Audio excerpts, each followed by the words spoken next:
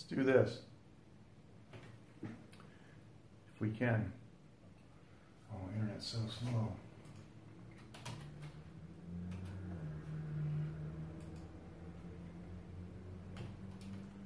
No. No.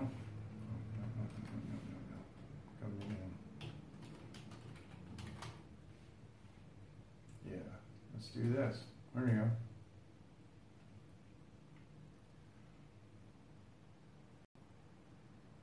Hey, how you doing?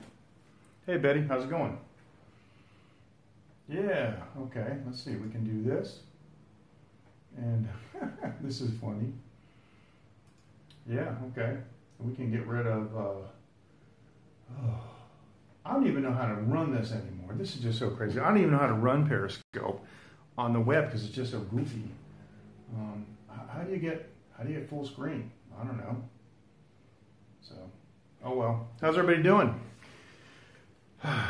Betty, nice to have you with us. I'm rebuilding the studio. It's a tedious process, and today I made progress with mounting the all-in-one PC on a swing arm on the wall, which made it nice. So good. Glad to hear that. Escaped the damage. Yep. This is terrible. You know something? I can't stand the way this looks. I'm gonna get rid of this. Going back to my Taiwan Live TV logo. Just yeah.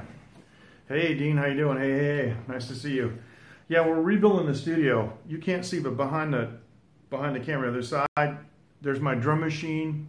There's two lights, and there's tools everywhere. Like my hammer drills on the ground here. The green screen is down. It's laying across the. You know, I got my exercise equipment in here too on the other side, which may seem a little bit incongruous, but I'm going to tell you something about studios.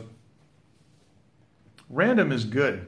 If you've got like, you know, a box parallel and perpendicular walls, you get standing waves. And with anything you're going to use for any kind of serious audio, the more different surfaces that you have that can break up and shatter, particularly high frequencies, the better. Yeah. Yeah, that's right. That's what I need. That's right, Dean. Yep, it's the man cave. Yep. And of course, you know, guitars on the wall. I mean, who else would be in here? Yeah, I know. You're right about that. I really need that. But you know, the exercise is good. Nothing makes sympathetic resonances, like you can play different frequencies or so on the guitar, and it doesn't make, you know, odd sounds and vibrations. And these little, you know, like ideally you would want to have, at least in the old days, I mean, I don't have Haas zone reflectors, but in the old days you would want to have like, you'd want to have like 50% live and 50% dead surfaces. See this junk over here? This is just like tissues and stuff over here. This top of this keyboard down here, all this is junk. It's getting moved out of here. The top of this is where my monitors are going to go, and my new recorder is going to go on this surface down here. So we'll just sit like this. How about that? That's better. And everybody knows my TC Helicon. This puppy right here, the Live Touch 2, Voice Live Touch 2. This is the one right here, man. So how you guys doing? How's everything? Excuse me. I do not have my second device. Maybe I should have left Periscope up, but I do not have my second device, which means, number one, I can't block anybody, but number two, I can't see, you know, how many hundreds of thousands of viewers we're getting on Periscope, because the last stream that I did from the roof of my house, was it? I think.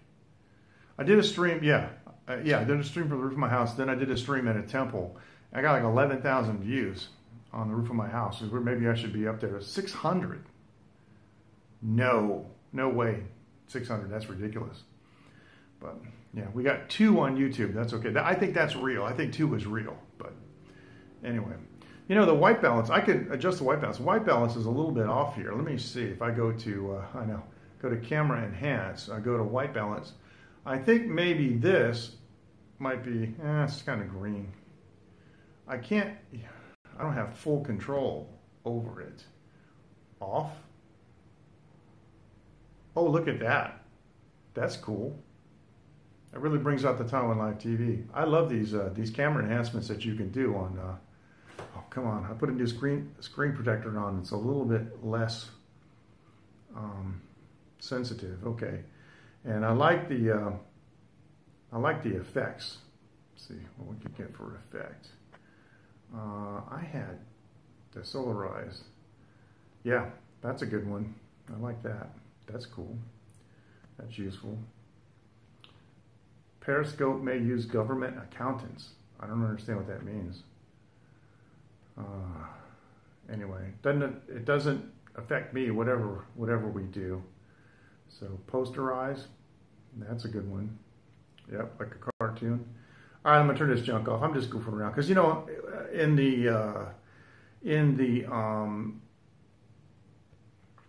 YouTube app, you can do bubbles in a party and stuff like that. So government accountants, goofy numbers. Oh, I see what you're saying. Okay, that makes perfect sense. Thank you. Now I get it. Yeah. So anyway, let me say this. Now everybody knows Casper, our good friend Casper, and I'm the kind of person, I think about stuff for a long time. I plan it out, and then one day I just like explode into action. And but I have a plan. That's what I do. I develop plans, and then it seems like I'm not going to do anything for a while, and then all of a sudden one day, boom, I get it done. It's not like I did my guitar pick, and I got another invention that I just finished a couple days ago. Yeah, so I have been wanting to build a new studio, but because of some certain business situations that we're in, I was expecting to get financing to actually build it in another place, and that did not happen. So okay, so I'm going to implement plan 2, and Casper really came through for me. I was looking for a machine that I don't know what that says. I don't know what that means. I'm looking for a machine. You know what I'm going to have to do? I'm going to have to put Periscope back on. Oh, that's what I'm going to have to do. I'm going to have to do this. I'm going to have to put Periscope back on and get you guys. Yeah, because I'm going to have to. I might have to block some people. Hey, Henry, how you doing? Psalm 9. Yeah, that's a good one. All right, let me do this again. Periscope TV. And I can just see I'm just going to have to block people. Okay. Anyway, so I'm looking for an older recorder, 32-track digital. And because, we can do stuff today that we used to only dream about, 30 years ago. I used to have keys to the physically largest studio in Boston. And I've had access to studios all my adult life, and it's been really, really good for creativity and so forth. And yeah, see, it shows 7, but it doesn't show the total. Anyway, so let's do this, and let's do this, and we're going to make this full screen. There you go. Okay. So the deal is, right,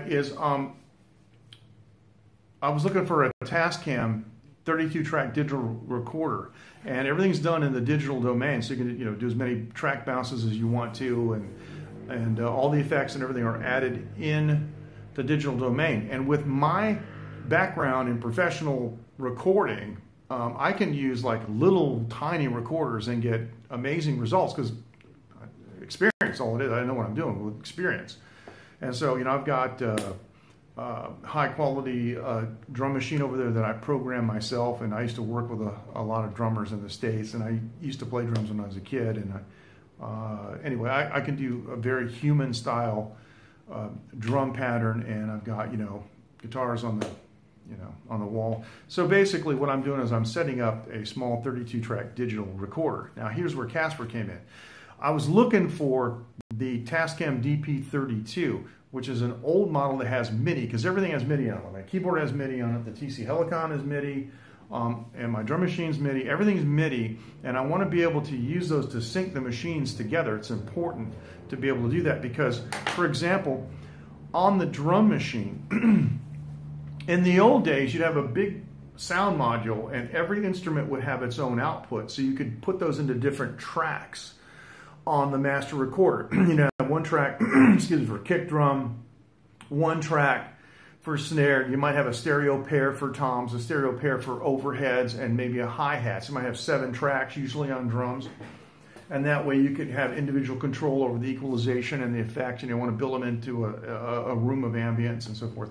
And so the problem is all the new devices only have 2 outputs, stereo outputs. The drum machine that I have actually has stereo outputs plus 2 auxiliary outputs. So I can send the kick and the snare to the auxiliary outputs and get separate tracks, but then everything else is on the other 2 tracks. And I don't want to record it that way. I want to record it like 1 track at a time because I got 32 tracks, right? I can do whatever I want. So I have to be able to synchronize the new tracks that I'm laying down with the previous tracks. So if on the first pass, for example, if I do kick and snare, and then I send like the toms, the tom-toms, you know, to a stereo pair, I want those to be in synchronization with the first pass, which I did the kick and snare. So I need MIDI.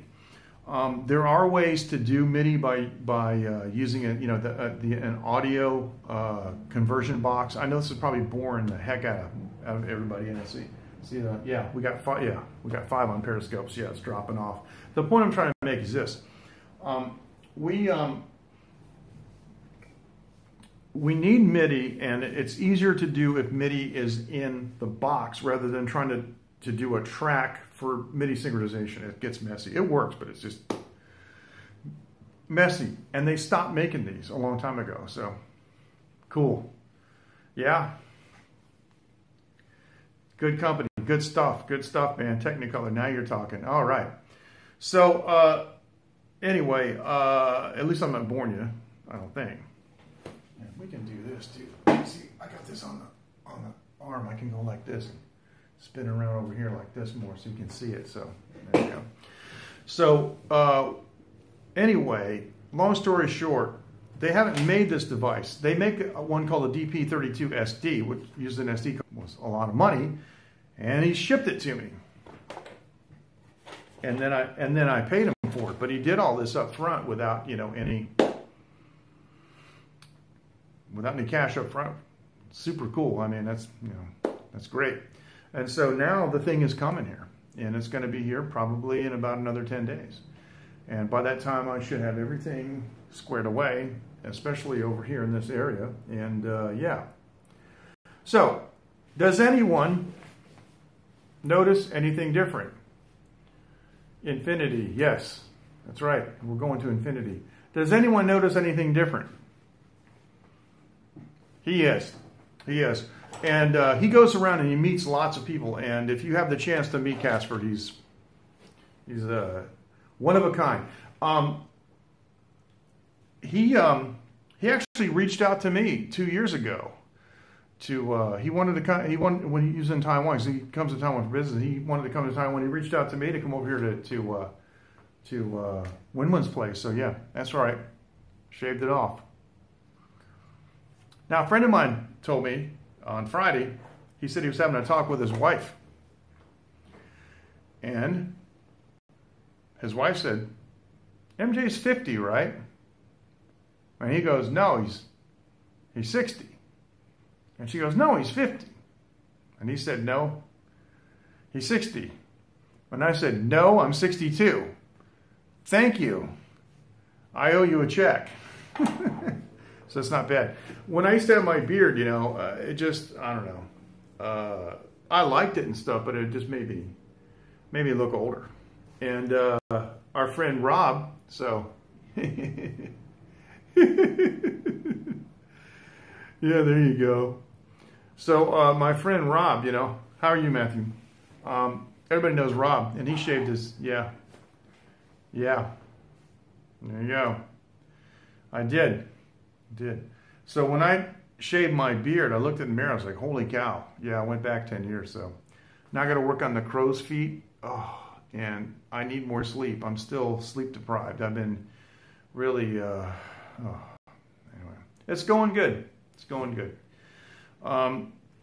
My new guitar pick project looks like it's going to be successful. The thing works, does what it's supposed to do. I'm getting ready to bust a move with that. And I got a new amp coming, and when that comes, I'm gonna demo that. It's the VBM1. They haven't made that since 2005, and that is a replica of the Brian May amp that he used in the studio, the Deaky, built by John Deacon.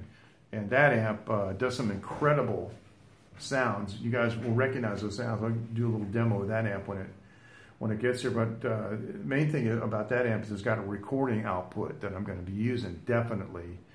And even with the like with the Epiphone, you don't have to use the Brian May guitar to get really nice sounds out of that amp. It's got a deep mid-range and kind of, in some respects, sounds like Boston a little bit. So anyway, what do you think? We got three people on Periscope, and actually, it looks pretty good. The video is not that bad. This is bugging me though. This garbage here. That's bugging me. Now I got the Tascam foot switch for the recorder. That came. I've been buying stuff from Japan. It's really amazing. You can buy through Amazon and you can buy through eBay and stuff, but Japan's like right up the road. And even though Japan is an expensive place to live, most of this stuff is made there. And I've been buying, I bought let's see, so far I bought 3 pieces of equipment from Japan, and 2 of the 3 things are made there, and I can't believe how cheap they are. And the shipping is cheap, and it takes like 4 days. And the cool thing is if you live in Taiwan, you can get your packages delivered to 7-Eleven or the local Family Mart. That's something that I don't understand why they don't do in the United States, but it might have to do with the not such a high density. But here in Taiwan, when you think about it, these delivery trucks that go from from the depot to the convenience stores, that resupply and restock them, they go there 2 or 3 times a day, and they make really good. I know they make it makes for a really good secondary business of a package and packaging and shipping. And so the amazing thing is that you can go down to 7-Eleven and send something all over the island, and it goes to a person's local 7-Eleven near their house. So the great thing is you don't have to give somebody your home address. See, not many people here use eBay, but they use Yahoo. It's big in Asia. Yahoo auctions are big in Asia, and Carousel's big too. But the thing is, you want to buy something from somebody, but you don't want them to know where you live necessarily. And so what you do is you give them the name, and there's a specific, not just an address with a street address, there's like a tactical name for it. Like ours here is the Hu Anmen Si, and it's just like a name for the 7-Eleven. And when you go to ship, you go to the machine at the 7-Eleven and you press shipping, and it's all in Chinese, and you press the one you want to send it to, the person's name and stuff, and then you go over to the counter, and it prints a thing, and they go to the counter and they scan it, and then they charge it, and they take your package. It's fantastic. So when I bought this stuff from Japan, like this guy here, this foot switch, on the app, it's Buyee, BUYEE.jp, BUYEE.jp, and it's fantastic. And it sent it right to my 7-Eleven. So it's for good and worse. But for me, then I don't have to be home. I'm out with my wife doing stuff, and I get a little, ding dong on my phone. I look at it, and there's an SMS. Oh, your package arrived at 7-Eleven. And when I get to 7-Eleven, it's great. All I do is show them the SMS, and I give them the last 3 digits of my phone number, and they may, or of course I go there, this is my neighborhood, they know me, but they may or may not, hey Dave, how you doing? Nice to see you. They may or may not want to see my ID. So Dave, we're talking about buying stuff from Japan through Buyee and my good experience with it. So, and the new me, what do you think? Should paint one on. I can't do, see, without a mustache, I can't do the British guitar. You know, you're playing them. I can't do that look anymore because I don't have the mustache. But I got my yeah, I got my Tascam foot switch here, ready for the recorder that's coming. This came from Japan, immaculate condition. Thanks, I appreciate it. I mean, I think you're talking about this. Uh-oh, here we go. I gotta, can I block this? Oh, yeah.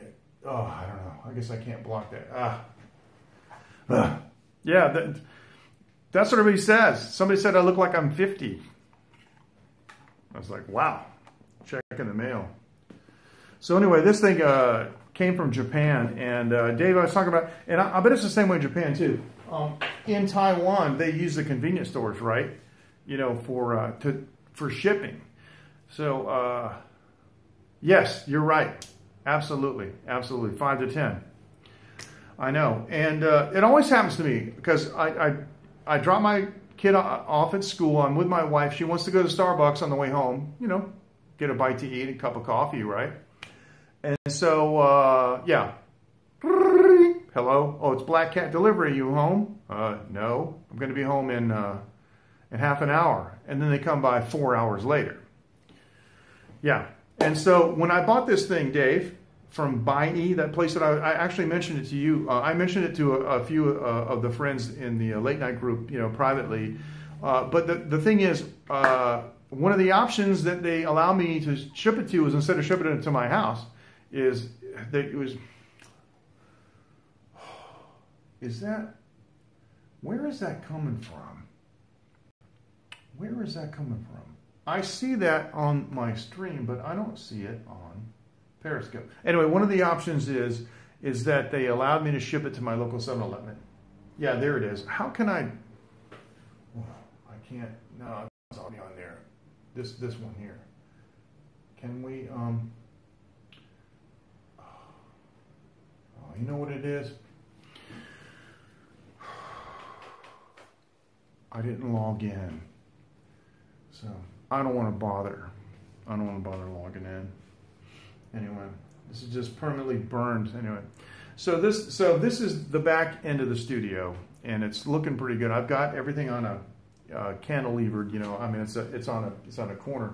I have my my all-in-one PC is now on a articulating wall bracket, which means that I can configure it for whatever I'm doing. Like if I want to study, you know, or I need to do web maintenance or anything like that, you know, I can use the PC like this, or for live streaming. It's a 20, you can't really tell, but it's a 27-inch AIO. It's a touchscreen. It's actually not a bad machine. But I can also flip it this way and move it over this, you know, facing over here for when I'm recording, if I need to use something, you know, like for MIDI automation or something. So for right now, I've got my microphone here for right now. I can just move this forward and move the whole thing like right over here. We can get a better view of it. I don't know why. I just got it on here for lack of anything else to show. So hope that I'm muted by moderator. Oh, that's interesting. Muted by moderator. I've never seen this before, guys. This says muted by moderator.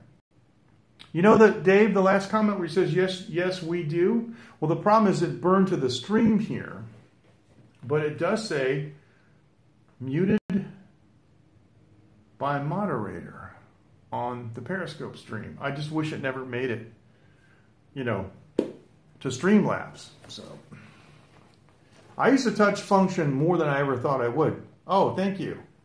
Yeah, we'll report that one. Yeah. I use it more than I thought I would, to be honest with you. I'll tell you what it's really convenient for. Watch this. Let me see if I can do this without, okay. If I go to, let me go to apps and I'll go to Google Maps. This is what it's really cool for. Okay. I don't know if you guys can see this or not, but this is what's really cool. Is having a touch screen and be able to go like this or like this, you know what I'm saying? To be able to really like Yeah. That's the cool part about having a touch screen. Really cool. I like that. And, you know, it's very, very convenient. The other thing it's convenient for, and this is why I do not use Adobe Photoshop Lightroom anymore, is because they removed the ability to use your finger for editing. But with Affinity Photo, which I use, I can use my finger on here to do retouches. Like if I want to retouch, like for example, if I want to whiten teeth, or I want to brighten the eyes, or anything, reduce highlights, or anything that I want to do where I need to create a mask, I can take my finger and just draw on the touch screen. So I end up using it a lot more than I ever thought I would. And let me do this too. Let me see. This makes a good background. This makes a really good background, actually. We've used this one before. We use this on Taiwan Live TV. Yes. Yeah. And I think that's where we're headed. That's where we're headed, guys. These will just be monitors. That's the future. The pocket computer. It has to be, because then you don't have to synchronize anything. You know what I mean? The only issue is storage on the phone. Now you can get, you know, up to a terabyte, but with, you know, with cloud storage, it's not an issue anymore, right? Cloud storage, it doesn't matter. So as long as you can store enough photographs on your, see, here goes another reason to have a touchscreen. As long as you can store, you know, the photographs that you took for the day on your phone, you're good to go. And so that's where we're headed. We're headed to, yeah, mobile phones are going to be the new computers. I'm trying to balance the exposure here, so there you go. Yeah. Yep. Yeah, I agree. I think it's the way to go. It's the perfect way to go. So is anybody experiencing any lagging? I'm going to go check something here. Excuse me. Any lagging? We shouldn't have any lagging. Yeah. And for those of you who do not know already, up here in the corner, we're being sponsored by ivideo.com.tw, and I am using their Wi-Fi box right now live, and I just made sure it was over by the window because we are inside, but we still have a very fast connection. We're running at 30 frames a second, and we're running at 2500 kbps stream speed, so there you go. Not bad. Anyway, so yeah. Okay, good. So what I can do is, as I make more progress on the studio, getting it set up, my friend Ed is going to come over. When I get the recorder here, I'm going to have him do a little bit of custom furniture work for me on it. And then when I get everything set up, I'm going to shoot some pictures and put it into the late night group. And that way you guys can, you know, see what's going on. So okay. I think you mean HO, yeah. Well, he's not in the habit of consulting with me before he goes online. He just, you know, he's just like that. He just goes on, you know, and he takes a chance. When I'm on, he's taking a chance, you know, so what can I say? All the colors are washed out in this, obviously, because it's not, yeah, the exposure's not right. But yeah, and then when I get everything set up, the great part about it is I can still use my audio interface over here. This guy right here, this box right here. I'm going to be using that for the monitors, but it also feeds into the PC. So I can do a live stream, and I can orient, because my webcam's on top, I can orient the whole, you know, that's one reason I did it, the whole PC, the machine, point it over towards the recorder, and you know, cut some tracks and show you what's going on. While I'm thinking about it, let me talk about this for a second. You guys have heard me discuss this. I've made posts about it before, like on my timeline on the Line app. I've talked about this many times about the business model of not charging for songs. Yeah, I really, really would like to be able to do a bunch of songs and just release them for no money and have, gazillions of people download them. Here's the problem. On further research, you see, when people say it's all about money, it is. It is all about money. Everything's about money. Money changes everything. And how it changes is it changes it by virtue of ownership. As it turns out, if I just give away songs, it might be difficult for me to defend the fact that I own the work, not necessarily the embodiment, which I would if it, if the embodiment means the record. The work is the song. And so if I give this stuff away, see, here's the other thing. I know I'm jumping around. I wanted to release the songs to everybody to use on their mobile phone for free. Just at a party, at a barbecue, whatever. But mechanicals are different. Mechanicals are when you synchronize it to like a motion picture or a music video or something like that, or you use it in an advertisement. That's different, and that I wanted to maintain control of and charge money for that. I mean, obviously, I wouldn't want somebody to. It sounds presumptuous, but I'm just saying, if I come up with a really hot tune and there's 10 million downloads, somebody might want to put it in a movie. And, these things happen. And I'm just saying that if I gave this away, it might be difficult to control the mechanicals. So what I have to do is I have to put it out there on the appropriate sales channels and just sell it for like $1 or something like that. So that's what I got to do. That's what I'm going to do. So I have one song. I've got a bunch of them that I've got one song. Well, I've got about a half an album's worth of material, but I've got one song that's already programmed. I have another song that I want to do first. I'm not sure. Anyway, I got a couple of hot songs for you guys, and I'm just gonna go to work. And with me, I mean, we used to do a song in a day. A friend of mine is the engineer. He's the engineer for the Isley Brothers band years ago, and he was telling me about his workflow in New York. And Isley Brothers would come in at 10 o'clock in the morning, and they laid drum tracks, and they laid bass and some guitar and keyboards, and then by a little bit after afternoon, of course the engineer would set up first, but early afternoon they'd take a break for lunch, they'd come back, they'd do the vocals, and then they do whatever other overdubs like solos and things, and might bring some horns in or whatever. By early evening they're ready to mix. And the way the modern consoles work, they're inline systems, so you're actually listening, your monitors that you're listening to are actually the stereo mix.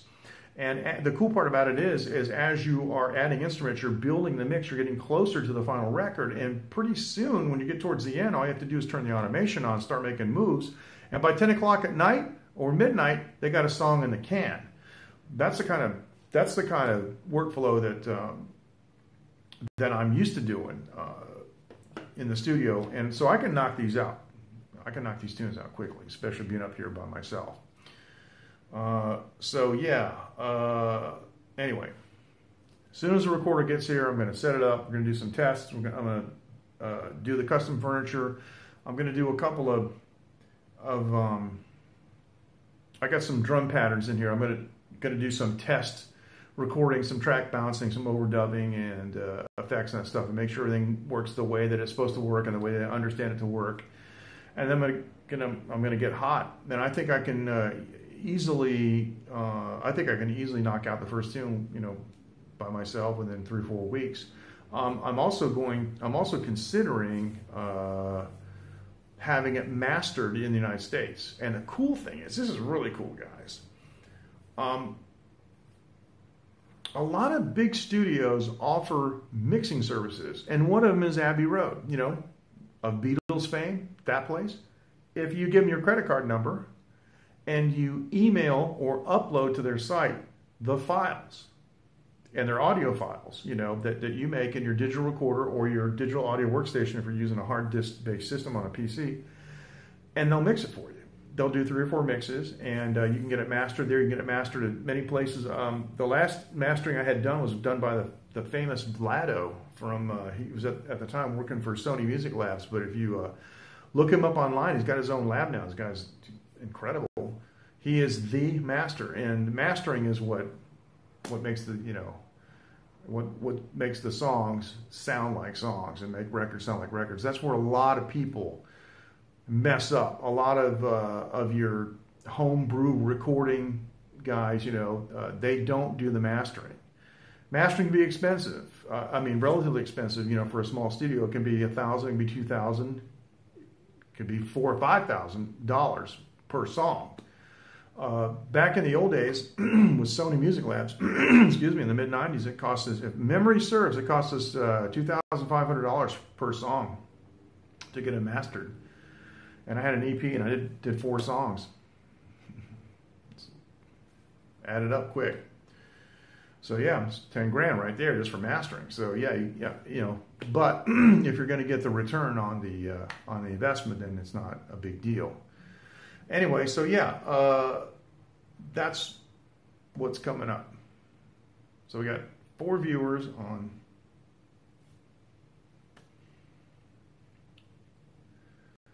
YouTube, and how many on there? Yeah.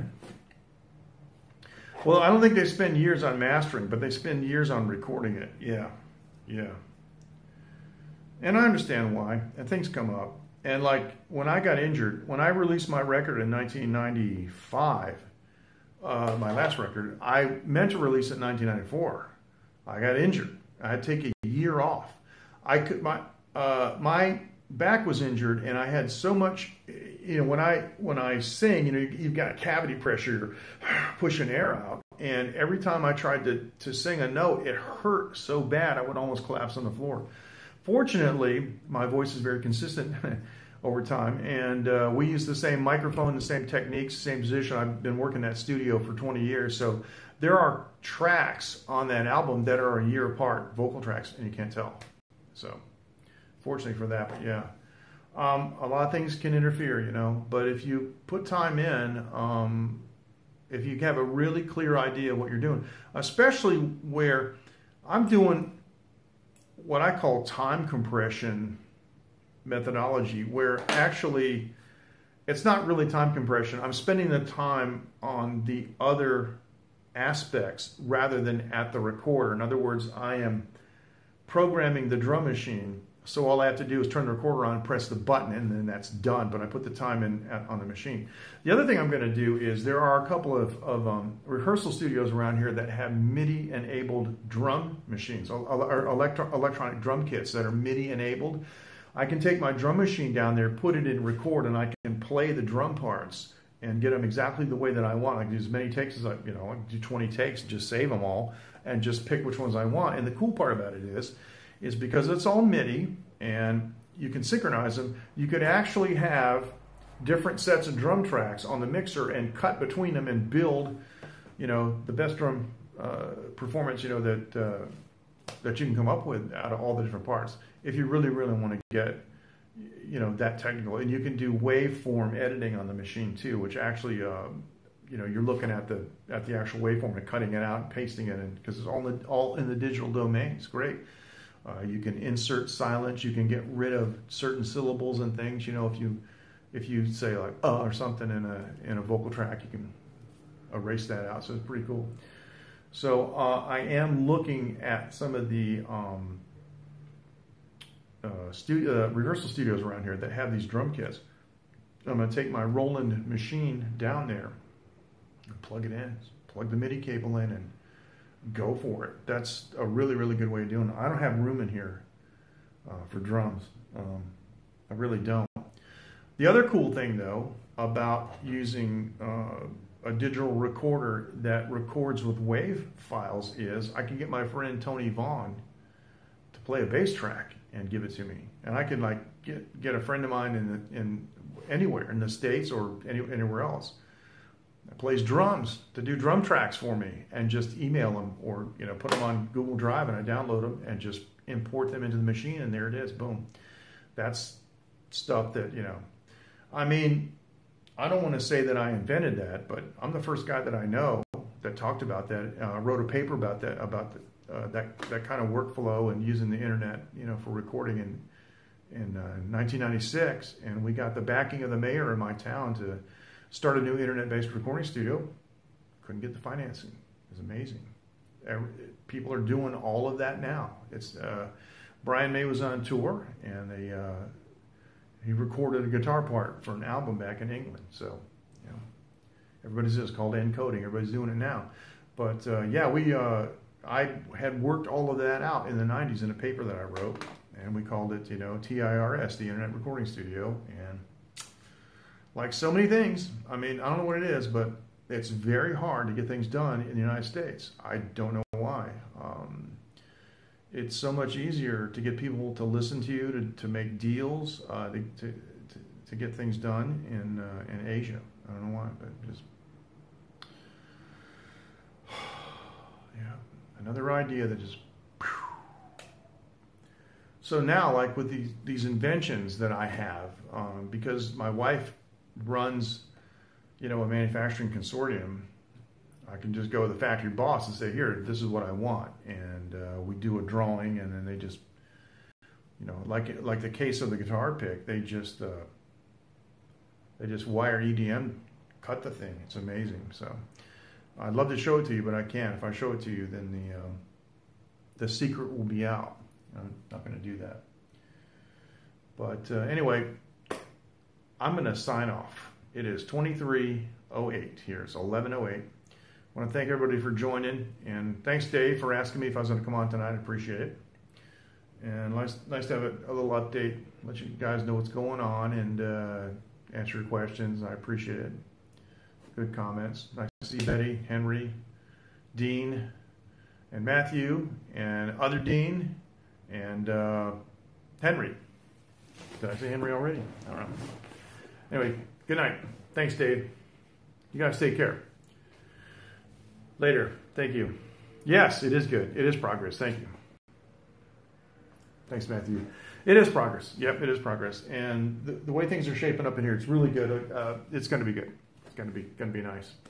Yeah, I love the tech talk, and we can go into more detail with that later too. Especially when I get the recorder set up and through the interface, it'll go directly into the PC. If I stream from the PC, then it'll be in stereo even on Periscope, which would be fantastic.